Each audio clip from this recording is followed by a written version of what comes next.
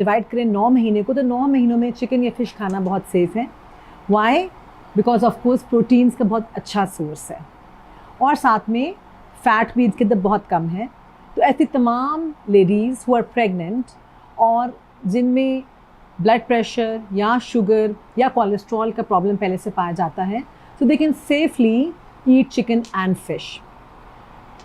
किस मिकदार में खाना चाहिए? डेली आप ये समझिए कि एक good size square about 3 to 3 inches of fish आप खा सकती हैं and quarter of the chicken as well. इसमें आपको तमाम तरह नरिशमेंट मिल जाएगी, प्रोटीन्स का बहुत अच्छा सोर्स है। अब हम दूसरी बात करते हैं जो कि है ईद उल अज़हा के मुताबिक से कि क्या आपको बड़ा गोश्त और बकरे का गोश्त खाना चाहिए कि नहीं।